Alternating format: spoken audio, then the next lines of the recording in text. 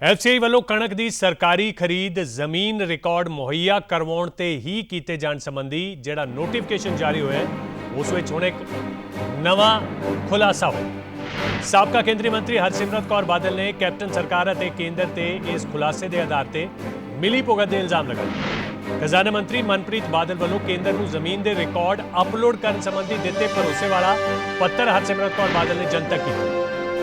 ਕੇਂਦਰੀ ਖੁਰਾਕ ਸਪਲਾਈ ਮੰਤਰਾਲੇ ਵੱਲੋਂ ਪੰਜਾਬ ਦੇ ਖੁਰਾਕ ਸਪਲਾਈ ਮਹਿਕਮੇ ਨੂੰ ਇਹ ਪੱਤਰ ਲਿਖਿਆ ਗਿਆ ਤੇ ਪੱਤਰ ਦੇ ਵਿੱਚ ਮਨਪ੍ਰੀਤ ਬਾਦਲ ਵੱਲੋਂ 26 ਅਗਸਤ 2020 ਨੂੰ ਬੈਠਕ ਜਿਹੜੀ ਕੀਤੀ ਗਈ ਸੀ ਉਸ ਵਿੱਚ ਇਹ ਭਰੋਸਾ ਦਿੱਤਾ ਗਿਆ ਸੀ ਕਿ ਅਸੀਂ ਜ਼ਮੀਨ ਦੇ ਰਿਕਾਰਡ ਅਪਲੋਡ ਕਰਾਂਗੇ।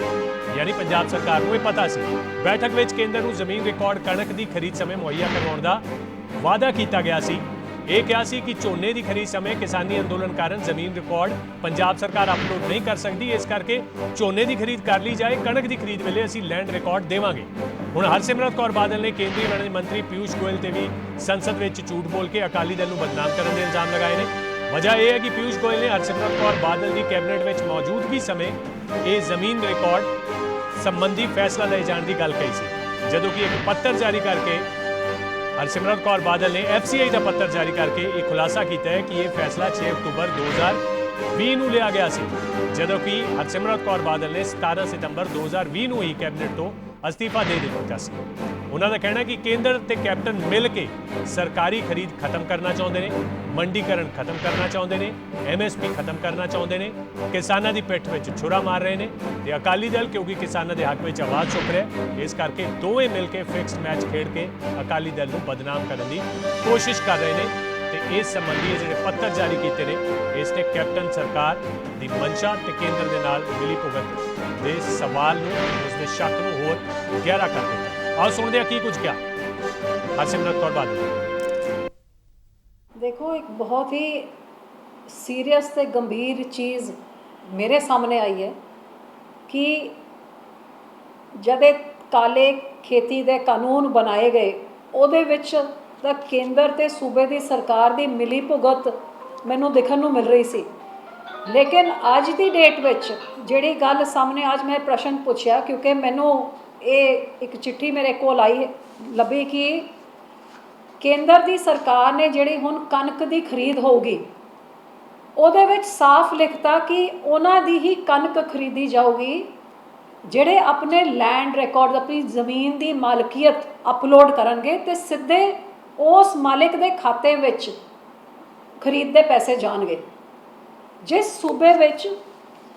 40% ਇਹੋ ਜਿਹੇ ਲੋਕ ਜਿਨ੍ਹਾਂ ਦੇ ਕੋਲ ਜ਼ਮੀਨ ਨਹੀਂ ਹੈ, ਜਿਹੜੇ ਠੇਕੇ ਵਿੱਚ ਲੈ ਕੇ ਆਪਣੀ ਖੇਤੀ ਕਰਦੇ ਨੇ, ਇਹਦਾ ਮਤਲਬ ਜੀ ਉਹਨਾਂ ਦੇ ਕੋਲ ਮਾਲਕੀਅਤ ਨਹੀਂ ਤੇ ਹੁਣ ਕਣਕ ਦੀ ਫਸਲ ਦੀ ਉਹਨਾਂ ਦੀ ਖਰੀਦ ਨਹੀਂ ਹੋਵੇਗੀ। ਉਹ ਤਾਂ ਹੀ ਹੋਊਗੀ ਜੇ ਖੇਤ ਦਾ ਮਾਲਿਕ ਅਪਲੋਡ ਕਰੂਗਾ ਕਿ ਆ ਮੇਰਾ ਠੇਕਾ ਇਹਦੇ ਨਾਂ ਹੈਗਾ। ਤੇ ਜਿਹੜਾ ਟੈਨੈਂਸੀ ਐਕਟ ਹੈਗਾ ਜਿਹਦੇ ਵਿੱਚ ਕਿਹਾ ਗਿਆ ਕਿ ਜਿਹੜਾ ਬੰਦਾ ਦਿਖਾਊਗਾ ਕਿ ਇਸ ਖੇਤ ਵਿੱਚ ਇਹਦੇ ਵਿੱਚ ਮੈਂ ਇੱਥੇ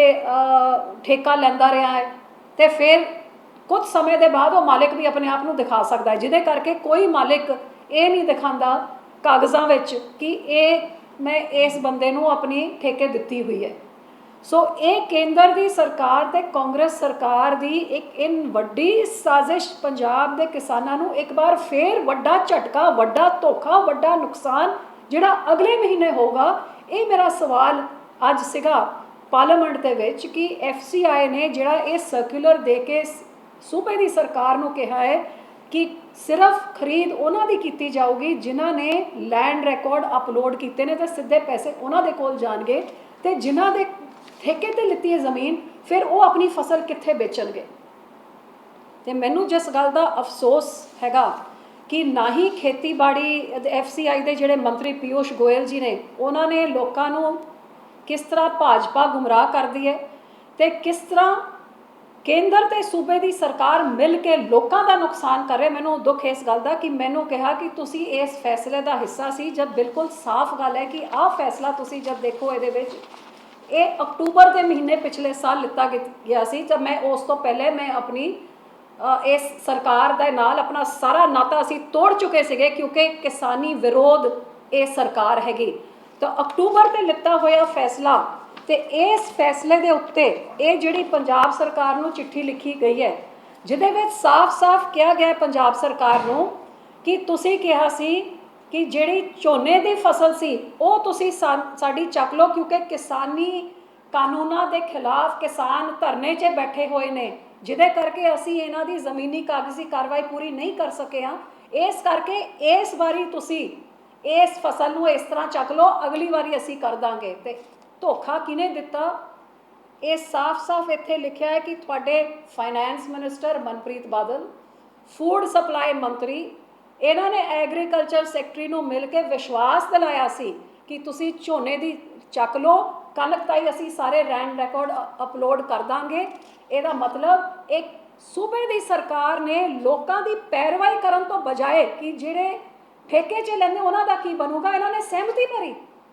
ਸਹਿਮਤੀ ਭਰ ਕੇ ਹਾਮੀ ਭਰੀ ਕਿ ਤੁਸੀਂ ਕਣਕ ਨਾ ਖਰੀਦਣਾ ਜੇ ਜ਼ਮੀਨ ਨਹੀਂ ਦਿਖਾ ਸਕਦੇ। ਇਸ ਤੋਂ ਵੱਡਾ ਧੋਖਾ ਕੀ ਹੋ ਸਕਦਾ ਹੈਗਾ ਕਿ ਹੁਣ ਕਣਕ ਦੀ ਫਸਲ ਵਾਸਤੇ ਸਾਫ਼ ਕਰਕੇ ਕੇਂਦਰ ਦੀ ਸਰਕਾਰ ਨੇ ਕਹਿਤਾ ਕਿ ਜਿਹਦੇ ਕੋਲ ਜ਼ਮੀਨ ਹੈ ਸਰਕਾਰੀ ਖਰੀਦ ਉਹਦੀ ਹੋਊਗੀ, ਜਿਹਦੇ ਕੋਲ ਜ਼ਮੀਨ ਨਹੀਂ ਹੈ ਤੁਹਾਡੀ ਕਣਕ ਦੀ ਫਸਲ ਖਰੀਦੀ ਨਹੀਂ ਜਾਊਗੀ। ਇਹ ਮਿਲੀ ਭੁਗਤ ਜਿਹਦੇ ਕਰਕੇ ਕਿਸਾਨ ਅੱਜ ਡਰੇ ਹੋਏ ਨੇ, ਜਿਹਦੇ ਕਰਕੇ ਉਹ ਸੜਕਾਂ 'ਚ ਬੈਠੇ ਹੋਏ ਨੇ ਕਿ ਇਸ ਕੇਂਦਰ ਦੀ ਸਰਕਾਰ ਨੇ MSP ਦਾ ਸਿਸਟਮ ਖਤਮ ਕਰ ਦੇਣਾ ਹੈ, ਪੰਜਾਬ ਦੀ ਸਰਕਾਰੀ ਖਰੀਦ ਦਾ ਸਿਸਟਮ ਖਤਮ ਕਰ ਦੇਣਾ ਹੈ। ਇਹ ਸਾਰਾ ਖਤਮ ਕਰਕੇ ਕਿਸ ਰਾਜੇ ਨੂੰ ਦੇਣਾ? ਹੁਣ ਜਿੱਥੋਂ ਮਰਜ਼ੀ ਜਿਹੜਾ ਕਿਸਾਨ ਆਪਣੀ ਜ਼ਮੀਨ ਅਪਲੋਡ ਕਰੂਗਾ ਉੱਥੋਂ FCI ਖਰੀਦੋਗੀ ਦੇਸ਼ ਭਰ 'ਚ। ਤੇ ਜਿਹੜਾ ਪੰਜਾਬ, ਜਿਹਨੇ ਪੰਜਾਬ ਦੇ ਕਿਸਾਨ ਨੇ ਆਪਣੀ ਜ਼ਿੰਦਗੀ ਲਗਾਤੀ, ਜਦ ਦੇਸ਼ 'ਚ ਢਿੱਡ ਭਰਨ ਵਾਸਤੇ ਅੰਨ ਨਹੀਂ ਹੁੰਦਾ ਸੀਗਾ, ਗ੍ਰੀਨ ਰੈਵੋਲੂਸ਼ਨ ਲਾ ਕੇ ਜਿਹਨੇ ਖੂਨ ਪਸੀਨਾ ਬਹਾ ਕੇ, ਜਿਸ ਕਿਸਾਨ ਨੇ ਆਪਣੀ ਮਿਹਨਤ ਦੇ ਨਾਲ ਇਸ ਦੇਸ਼ ਦਾ ਢਿੱਡ ਭਰਨ ਦਾ ਕੰਮ ਕੀਤਾ ਹੈ, ਪਹਿਲੇ ਕਾਲੇ ਕਾਨੂੰਨ ਲਾ ਕੇ ਉਸ ਕਿਸਾਨ ਦੇ ਬੱਚਿਆਂ ਦੇ ਭਵਿੱਖ 'ਚ ਲੱਤ ਮਾਰੀ, ਆੜਤੀਆਂ ਤੇ ਮਜ਼ਦੂਰਾਂ 'ਚ ਲੱਤ ਮਾਰੀ। ਤੇ ਹੁਣ ਤਾਂ ਸਰਾਸਰ ਸਾਫ਼ ਕੈਪਟਨ ਦੀ ਸਹਿਮਤੀ ਦੇ ਨਾਲ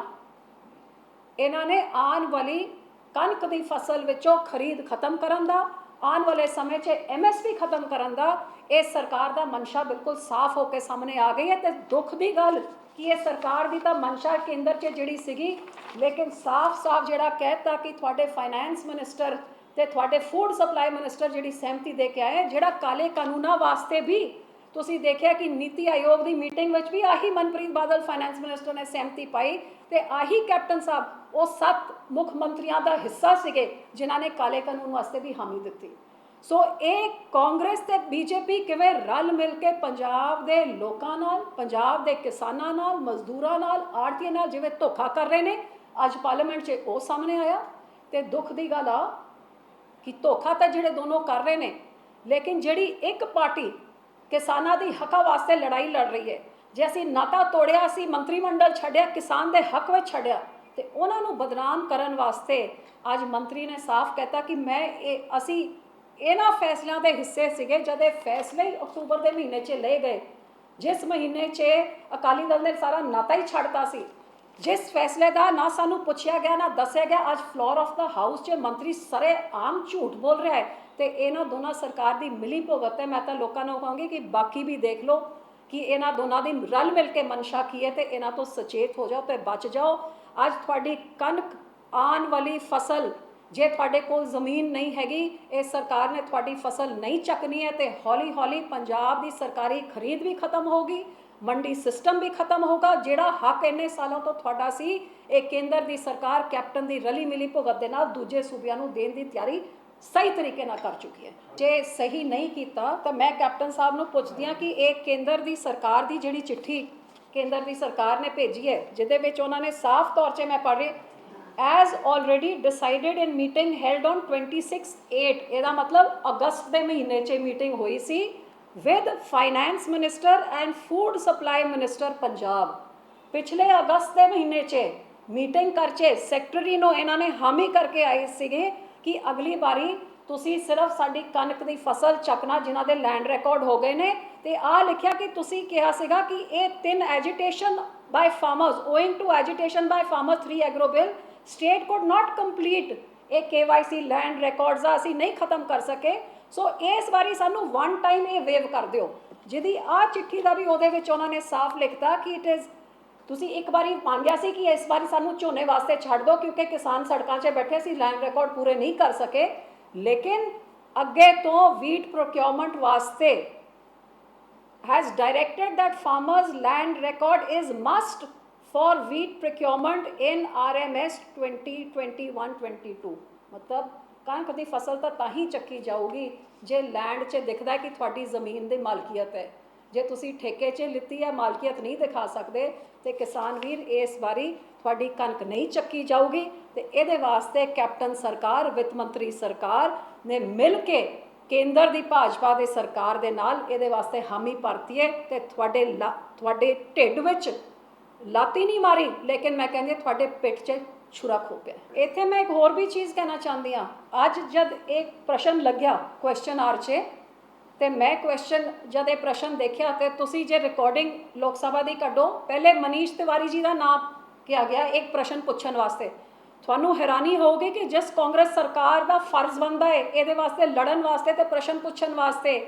ਉਹ ਪੂਰੀ ਕਾਂਗਰਸ ਪਾਰਟੀ ਉੱਥੇ ਖੜੀ ਸੀ, ਮਨੀਸ਼ ਤਿਵਾਰੀ ਖੜੇ ਸੀ, ਲੇਕਿਨ ਪ੍ਰਸ਼ਨ ਪੁੱਛਣ ਤੋਂ ਭੱਜ ਗਏ, ਜਿਹਦੇ ਕਰਕੇ ਮੈਂ ਖੜ ਕੇ ਪ੍ਰਸ਼ਨ ਪੁੱਛਿਆ ਜਿਹੜਾ ਪ੍ਰਸ਼ਨ ਵਾਸਤੇ ਨਾ ਇਹਨਾਂ ਦਾ ਦਿੱਤਾ ਗਿਆ ਸੀਗਾ। ਸੋ ਇਹ ਮਿਲੀ ਭੁਗਤ ਤੋਂ ਇਸ ਤੋਂ ਵੱਡਾ ਤੁਹਾਨੂੰ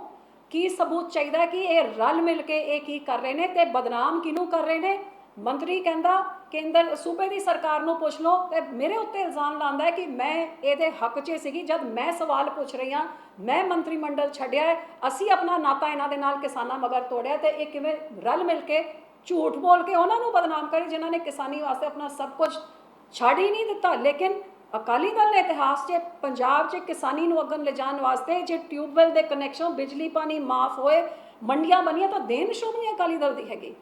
ਸੋ ਇਸ ਚੀਜ਼ ਨੂੰ ਅਸੀਂ ਬਿਲਕੁਲ ਬਰਦਾਸ਼ਤ ਨਹੀਂ ਕਰਾਂਗੇ। ਇਹ ਚੀਜ਼ ਅੱਜ ਮੈਂ ਲੋਕਾਂ ਦੇ ਸਾਹਮਣੇ ਰੱਖ ਰਹੀ ਹਾਂ। ਲੋਕਾਂ ਦਾ ਜੇ ਸਹਾਰਾ ਹੋਊਗਾ, ਜੇ ਲੋਕੀ ਸਾਡੇ ਨਾਲ ਖੜਨਗੇ, ਅਸੀਂ ਡਟ ਕੇ ਲੜਾਂਗੇ। ਲੇਕਿਨ ਅੱਜ ਦਾ ਮੇਰਾ ਕਹਿਣ ਦਾ ਭਾਵ ਆਹੀ ਹੈ ਕਿ ਇਹ ਚੀਜ਼ ਮੇਰੇ ਨੋਟਿਸ 'ਚ ਹੈ। ਮੈਂ ਤਾਂ ਇਕੱਲੇ ਉੱਥੇ ਰੌਲਾ ਪਾ ਰਹੀ ਹਾਂ, ਅਕਾਲੀ ਦਲ ਤੁਹਾਡੇ ਨਾਲ ਖੜਿਆ ਹੈ, ਲੇਕਿਨ ਜੇ ਲੋਕੀ ਸਾਡੇ ਨਾਲ ਖੜੇ ਹੋਣਗੇ ਤਾਂ ਹੀ ਅੱਗੇ ਹੋ ਕੇ ਅਸੀਂ ਤੁਹਾਡੀ ਲੜਾਈ ਵਿੱਚ ਅਗਵਾਈ ਕਰ ਸਕਦੇ ਹਾਂ, ਕਿਉਂਕਿ ਇਹ ਦੋਨੋਂ ਪਾਰਟੀਆਂ ਮਿਲੀਆਂ ਹੋਈਆਂ ਨੇ। ਇਸ ਤੋਂ ਵੱਡਾ ਸਬੂਤ ਕੀ ਤੁਹਾਨੂੰ ਚਾਹੀਦਾ ਕਿ ਤੁਹਾਡੀ MSP ਖਤਮ ਹੋ ਰਹੀ ਹੈ, ਤੁਹਾਡਾ ਮੰਡੀਕਰਨ ਸਿਸਟਮ ਖਤਮ ਹੋ ਰਿਹਾ, ਦੂਰ ਦੀ ਗੱਲ ਨਹੀਂ, ਇਸ ਕਣਕ ਦੀ ਫਸਲ ਤੋਂ ਹੀ ਸ਼ੁਰੂ ਹੋ ਰਿਹਾ ਹੈ। ਇਸ ਤੋਂ ਵੱਡਾ ਸਬੂਤ ਤੁਹਾਨੂੰ ਕੀ ਚਾਹੀਦਾ ਹੈ?